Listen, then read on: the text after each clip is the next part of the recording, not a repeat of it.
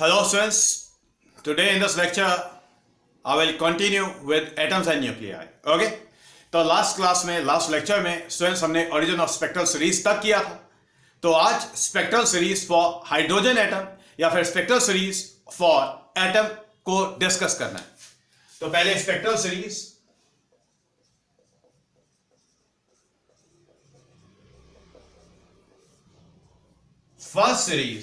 first set of the spectral series is the Lyman series.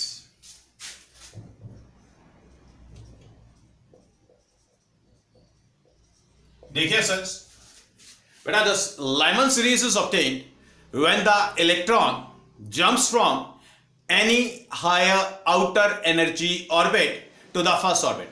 बेटा electron किसी भी higher energy orbit से जब फर्स्ट ऑर्बिट में ट्रांजिट करता है, शिफ्ट होता है, तो सर जो एनर्जीज में डिफरेंस है that is emitted in the form of radiations, और जो स्पेक्ट्रल लाइंस का सेट ऑब्टेन होता है इस सेट को बोलते हैं लाइमन सीरीज. ओके, तो लाइमन सीरीज में let us suppose this is the nuclear and these are the different energy orbits. Electron sense outer energy orbit से फर्स्ट ऑर्बिट में ट्रांजिट करता है. Let us suppose this n is equals to 1, n is equals to say 2, n is equals to say 3, n is equals to say 4 and so on. Okay sir? तो यहां पर n1 it is 1 and n2 is suppose say n. तो n2 का value हम यहां पर नहीं लिख रहे हैं, n2 की वैल्यू हमने n मान ली है. Then this nu bar is written as, it is a Rydberg's constant था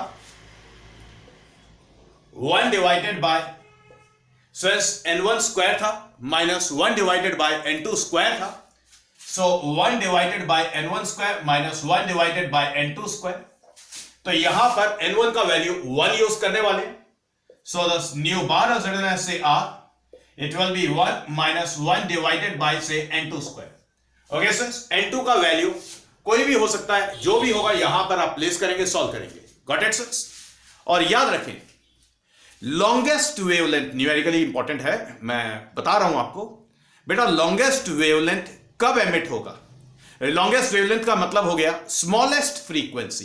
ओके ओके, और स्मॉलेस्ट फ्रीक्वेंसी कब एमिट होगा? स्मॉलेस्ट फ्रीक्वेंसी का रेडिएशन एमिट तब होगा जब n2 का वैल्यू n1 प्लस 1 हो.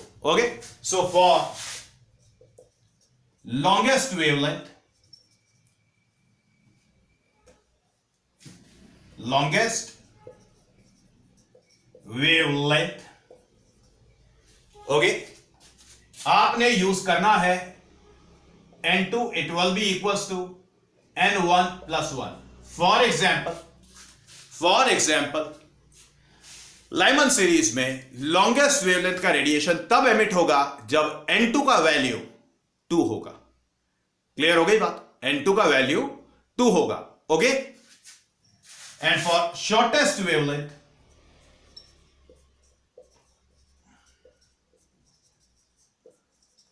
बेटा देखिए शॉर्टेस्ट वेवलेंथ का मतलब क्या हुआ कि वेवलेंथ मिनिमम तो फ्रीक्वेंसी मैक्सिमम. फ्रीक्वेंसी मैक्सिमम होने के लिए जो एनर्जी एमिट हुआ वो मैक्सिमम होना चाहिए, और मैक्सिमम एनर्जी के एमिशन के लिए जो n2 होगा वो इंफिनिटी होगा. मतलब electron highest possible energy orbit से फर्स्ट ऑर्बिट में ट्रांजिट करेगा. तो आपने n2 का वैल्यू इंफिनिटी यूज करना है, n2 का वैल्यू इंफिनिटी यूज करना है, n1 का वैल्यू 1 होगा. ओके सर, अब बेटा ये जो स्पेक्ट्रल सीरीज है ये आपने कॉपी करना है.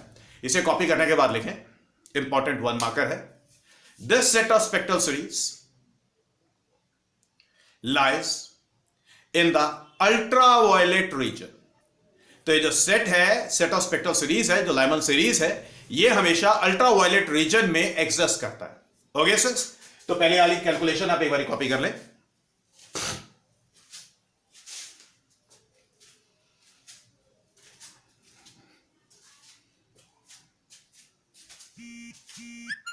Yes, so it's done. Now,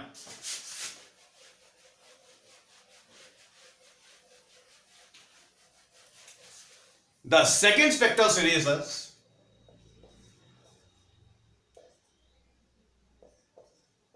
Balmer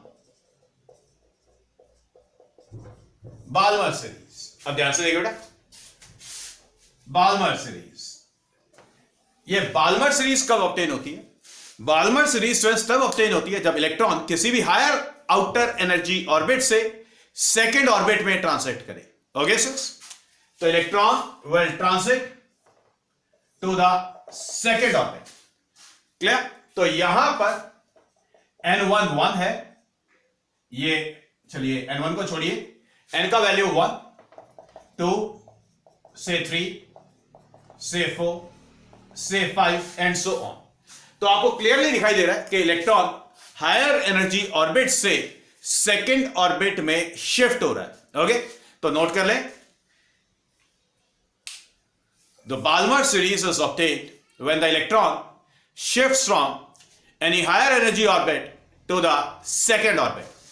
तो यहां पर n1 का वैल्यू 2 यूज करना है और n2 का value, since it can be say 3, it can be say 4, it can be say 5 and so on.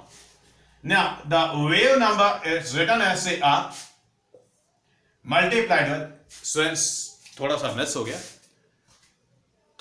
हो गया, चलिए कुछ मिस नहीं हुआ है, भूल जाते हैं। हम हाइड्रोजन एटम की बात करते हैं। अगर हम हाइड्रोजन के अलावा किसी और एटम की बात कर रहे हैं तो स्टूडेंट्स आपने z² भी यूज करना है। बात समझ आ गई? तो एक काम करिए, लाइमन सीरीज में एडिशन कर लेना, rz² कर लेना, rz² कर लेना, 1 divided by say n1 minus 1 divided by say n2 square. Got it? So since the new bar is written as say r z² for any atom, z use करना है, z atomic number है, Lyman series में add कर लेना इसको। Students ये extra करा रहा हूं। वैसे स्पेक्ट्रल सीरीज जो हमारे कोर्स में है वो हाइड्रोजन एटम के लिए है, और हाइड्रोजन एटम के केस में z का वैल्यू 1 यूज हुआ है, इसलिए स्टूडेंट्स मैंने पहले नहीं डाला था। फिर मुझे बाद में स्ट्राइक करा कि मुझे एटम का भी आपको दे देना चाहिए, अभी मेंशन कर दूंगा यहां पे। So it is 1 divided by से 2 स्क्वायर माइनस 1 डिवाइडेड बाय से n2 square. So since it is written as say rz² 1 divided by 4 minus 1 divided by say n2 square. Got it? अब इसको रिड्यूस कर लेंगे, and for hydrogen atom the z is equals to 1. So since this new bar is written as say r, it is 1 divided by n1 square minus 1 divided by n2 square. तो n1 और n2 की values को यहां पर place करना है। Okay, longest और shortest wavelength मैंने आपको बता दिया है। लॉन्गेस्ट वेवलेंथ में n2 का वैल्यू n1 प्लस 1 होता है, और शॉर्टेस्ट वेवलेंथ में n2 का वैल्यू इंफिनिटी लेना है। बात समझ आ गई? तो आपने कैलकुलेशन कॉपी करनी है। नेक्स्ट लाइन में लिखे, this set of spectral series lies in the visible part of the spectrum. The set of spectral series lies in the visible part of the spectrum. मतलब स्टूडेंट्स, जो radiation emit होगा वो violet, Indigo, orange, VIBGYOR के order में exist करेगा। Okay students, violet और red के बीच में जितने भी कलर्स है, कोई भी कलर एग्जिस्ट कर सकता है। इसीलिए बोलते हैं कि जो बाल्मर सीरीज है, it lies with in the visual part of the spectrum. Okay students, तो आप ये कैलकुलेशन पहले कॉपी कर लें।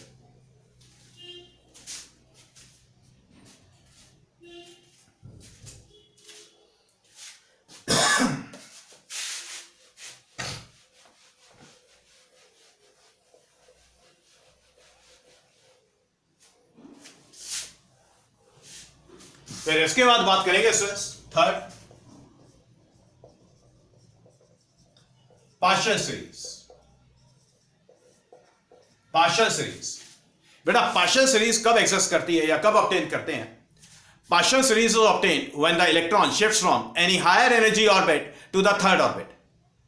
तो यहां पर n1 का वैल्यू 3 होने वाला है, n2 का वैल्यू कोई भी 4, 5, 6, 7 कुछ भी हो सकता है।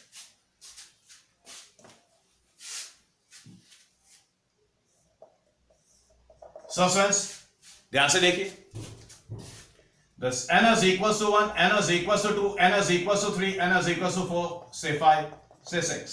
तो ध्यान से देखिए, इलेक्ट्रॉन किसी भी हायर एनर्जी ऑर्बिट से थर्ड ऑर्बिट में ट्रांजिट कर रहा है। ओके सर, तो n1 का वैल्यू आपने जो यूज करना है दैट इज 3, और n2 का वैल्यू जो आप यूज करेंगे that can be 4, 5, 6 up to any higher number, and the corresponding wave number is written as say r multiplied with z square divided by 1 upon say n1 square, 1 upon say n2 square. Got it, sir? Now for hydrogen atom,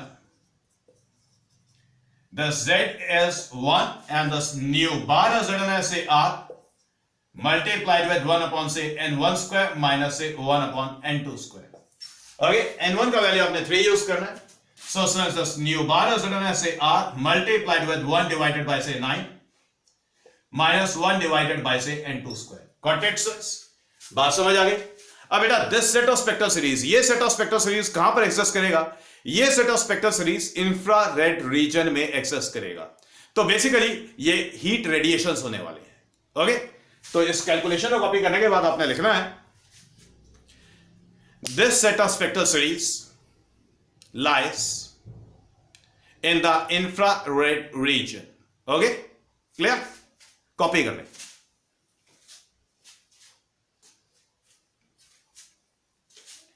done. इसके बाद बात करेंगे students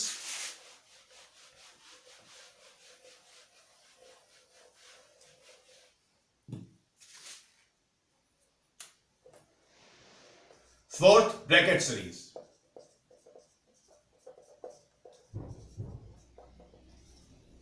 Brackett series, बेटा Brackett series में क्या होता है कि इलेक्ट्रॉन किसी भी हायर एनर्जी ऑर्बिट से फोर्थ ऑर्बिट में ट्रांजिट करता है। इलेक्ट्रॉन किसी भी हायर एनर्जी ऑर्बिट से फोर्थ ऑर्बिट में ट्रांजिट करेगा।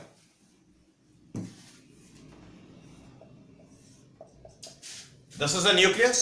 These are the different energy orbits. So this n is equals to 1, 2, 3, say 4, say 5, say 6, say 7. तो n1 का वैल्यू जो यूज होगा that will be 4. This n1 is equals to 4 and n2 is equals to say 5, 6, 7 up to any number. The wave number can be written as for any atom. अगर कोई भी atom use किया है, so r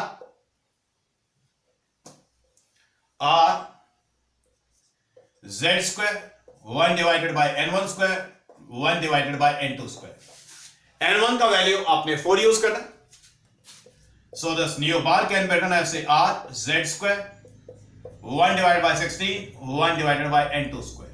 Okay, and for hydrogen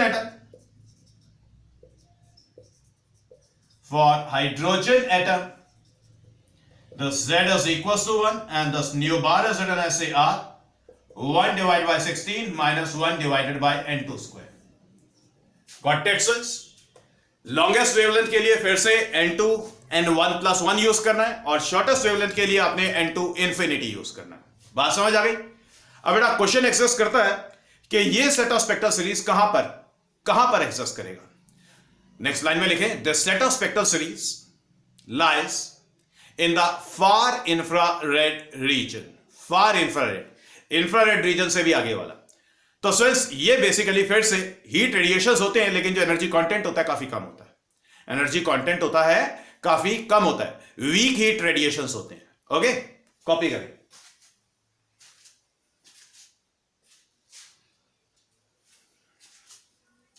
yes sir, इसके बाद बात करते हैं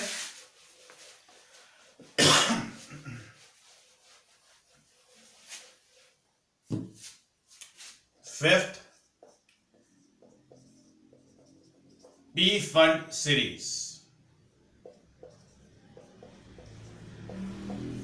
पी फंड सीरीज में इलेक्ट्रॉन किसी भी हायर एनर्जी ऑर्बिट से फिफ्थ ऑर्बिट में ट्रांजिट करता है।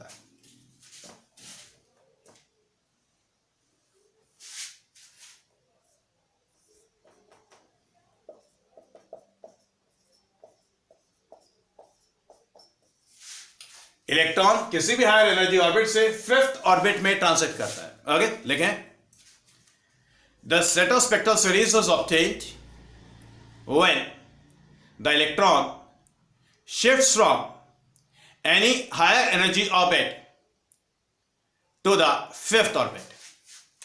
तो N1 का वैल्यू यहां पर 5 होता है और N2 का value it can be 6, 7, 8 up to any higher value.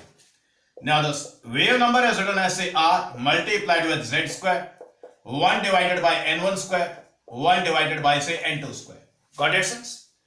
And the new bar is written as say R Z square, 1 divided by say 25 minus 1 divided by say N2 square. Okay? And for hydrogen atom,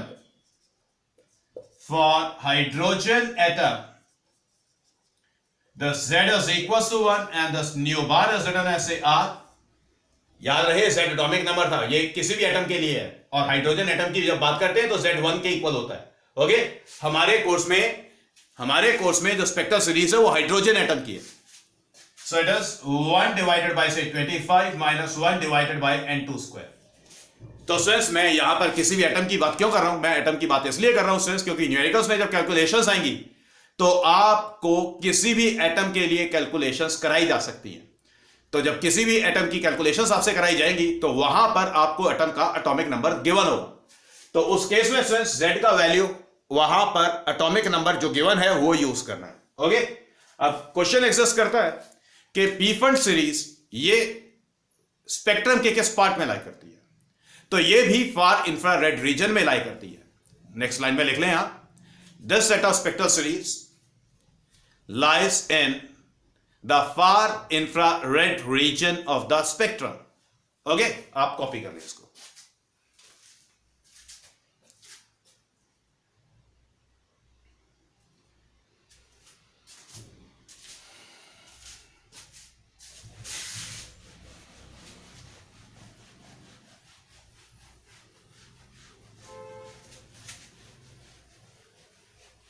अब देखिए sir, energy diagram या फिर energy level diagram,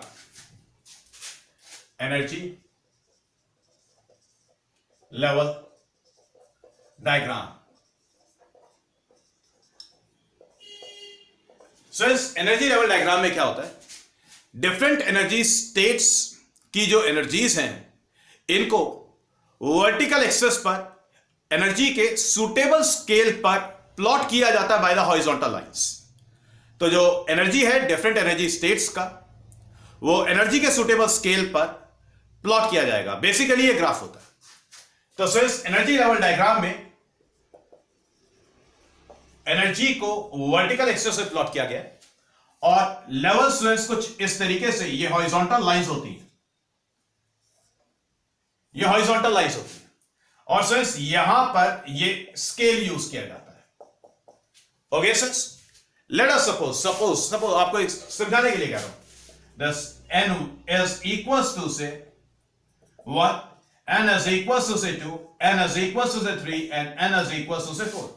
और जो electron की transitions हैं वो students vertical lines से रिप्रेजेंट की जाती है। फॉर एग्जांपल देखिए, अगर arrow vertical arrow downward direction में हमने स्टूडेंट्स यहां पर मार्क किया है तो इसका मतलब जो इलेक्ट्रॉन का ट्रांजिशन है वो फोर्थ एनर्जी ऑर्बिट से थर्ड एनर्जी ऑर्बिट में हो रहा है। इसी तरीके से अगर हम यहां पर वर्टिकल एरो मार्क करते हैं तो ये वर्टिकल एरो रिप्रेजेंट करता है कि इलेक्ट्रॉन का जो ट्रांजिशन है it is from the third energy orbit to the first energy orbit. बात समझ आ गई। इसी तरीके से अगर एरो यहां पर मार्क किया गया है तो इसका मतलब इलेक्ट्रॉन का ट्रांजिशन शो किया जा रहा है from the second orbit to the first orbit.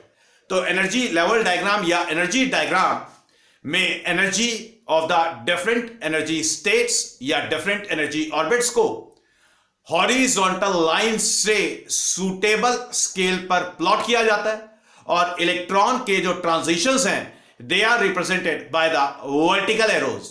These vertical arrows they can be downward. जब ये वर्टिकल एरोज डाउनवर्ड हैं तो इसका मतलब जो एनर्जी है वो रेडिएट होगी। ओके, इसी का उल्टा भी एग्जिस्ट करता है। अगर एरोस वर्टिकली अपवर्ड डायरेक्शन में मार्क है तो इसका मतलब एनर्जी एब्सॉर्ब होगी और इलेक्ट्रॉन लोअर एनर्जी ऑर्बिट से किसी हायर एनर्जी ऑर्बिट में ट्रांजिट करेगा। बात समझ आ गई। तो energy level diagram I hope it is clear, क्योंकि फ्रेंड्स ये energy level diagram numerically important है। न्यूमेरिकल्स में हॉरिजॉन्टल लाइंस मार्क करके दे दी जाएंगी, एन की वैल्यूज प्लॉट कर दी जाएंगी, एरोस मार्क कर दिए जाएंगे और आपसे स्टूडेंट्स वेव नंबर कैलकुलेट कराएगा या एनर्जी रेडिएटेड कैलकुलेट कराएगा या फिर एनर्जी एब्जॉर्ब कैलकुलेट कराया जा सकता है, कुछ भी कैलकुलेट कराया जा सकता है। ओके स्टूडेंट्स, तो ये आपका एटम्स का सेक्शन कंप्लीट होता है। न्यूक्लियाई डिस्कस करेंगे नेक्स्ट लेक्चर के अंदर। So it is all for today.